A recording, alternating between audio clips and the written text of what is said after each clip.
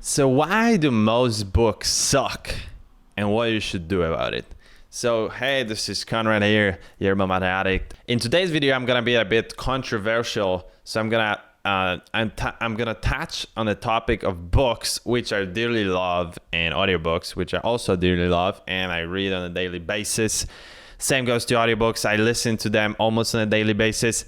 But I will try to explain to you why I believe, from my experience and like listening to some smarter people than myself, why I believe that most books that you're gonna buy now or you are buying right now are crap, and I will tell you what's the solution to that.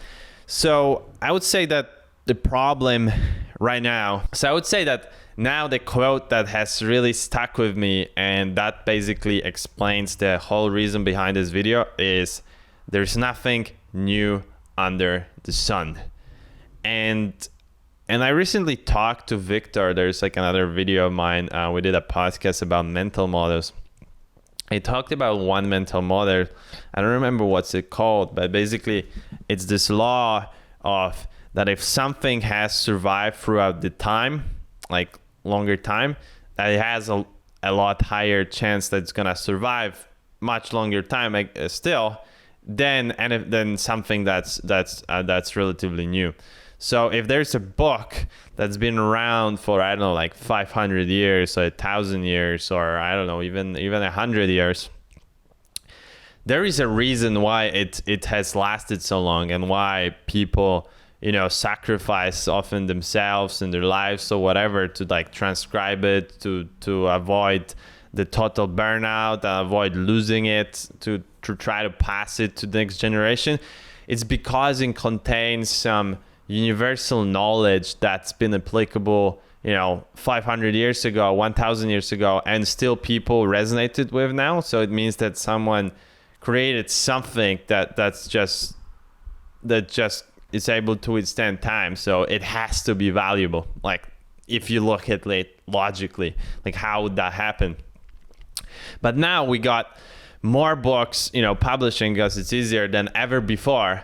But the opposite ratio, I would say, applies, where it's like more books but less quality. I would say like more than 90% is just what I call a refried pork chop with less flavor and less meat. It's basically a lot of the, especially like the self-help, but not only, it's just stuff that someone, just took 3 other books that were before that, they combined it, they smushed it together, they added some more of their, like ideology or whatever, or also some pitching of their courses, things like that. Because let's be honest, a lot of people selling books now, writing books, are just doing it as a business, not as a way to just educate people. And that's where you should be really careful. I would say avoid most self-help books, not all of them, but it's for a reason. I like to quote that saying that it's a self-help.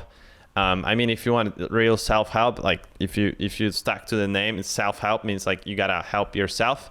So with self-help, it's someone else telling you to do stuff.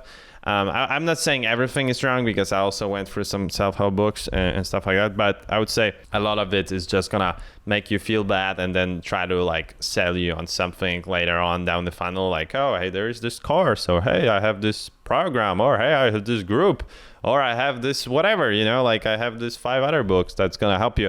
So that's why I would say I would really avoid anyone who's just all fury. Like when you look at them, they talk about a subject, but they don't really have any, they are, for example, not professors, they are not scientists, and they talk about it. They are not, they're talking about business, but they are not running business themselves, so they never run them. Like, be really careful of that. And then there's a lot of that on the market. Like I think the rich dad, poor dad, for example, the Kiyosaki guy, I think he's never had a business. Like his business is selling that book.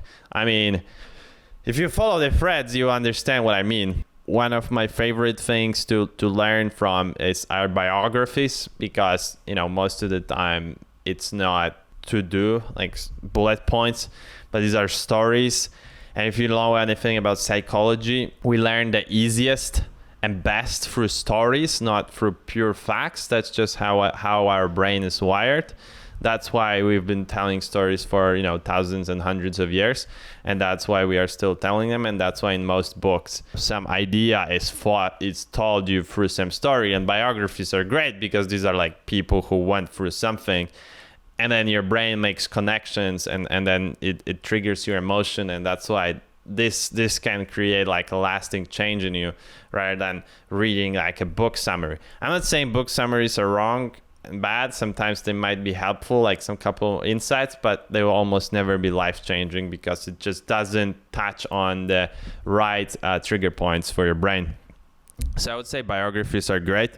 What I also do, and I would highly recommend, is before you read the book of any author, just try searching on YouTube in the interviews with them, especially if maybe if like one of your favorite interviewers like Joe Rogan, Rich Roll, Tom Bilyeu, I don't know, there's like many of them now.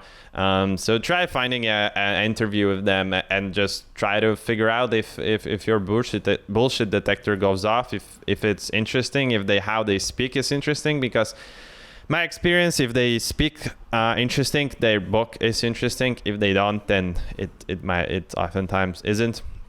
It's not a rule, but I found this to be a good indicator. And then, like, you save yourself some time and money. Even though books and audiobooks are not very expensive. So that's another thing. One thing another tip from me is that I like to look at people that I look up to, or are kind of heroes of mine, or I find them to be very intelligent, through I found their interviews, and then I went down the rabbit hole, and I figured, oh damn, these guys, I love what they talk about. So then I tried to Google, hey, what's the reading list of this guy? What's the books he recommends? And oftentimes you're gonna be able to find them, and sometimes you can really stumble upon some hidden gems, like some books that you would never, you don't hear anybody say, because now it's all new. Like there's this syndrome of like new and shiny. So like new books comes out and everything's like kind of over the top, that this is a great revelation, but like 99.9% are not. So I would say like getting some cool reading list from people that you admire, where you're heroes, or you just find them really, authentic, insightful, that you like the way they are, or you want to be like them. Google that, find what they read that. I would say the last thing is that this is a rule I've been implementing. I think I learned it from Tim Ferriss or somebody. I mean, it's not like a genius insight, but it's like if you start reading a book or start listening to the audiobook, and at some point it's like just doesn't resonate with you, and you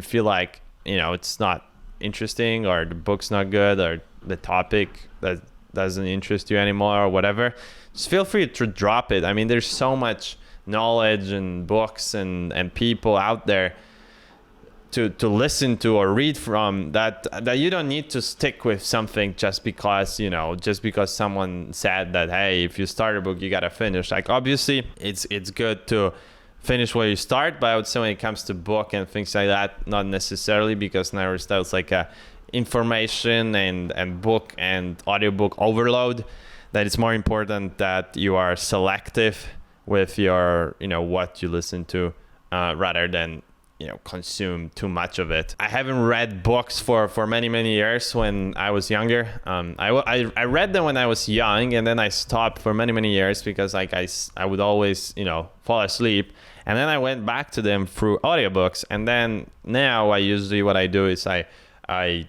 listen to an audiobook, and then if the book was really good, I'll buy the book and then also read that book.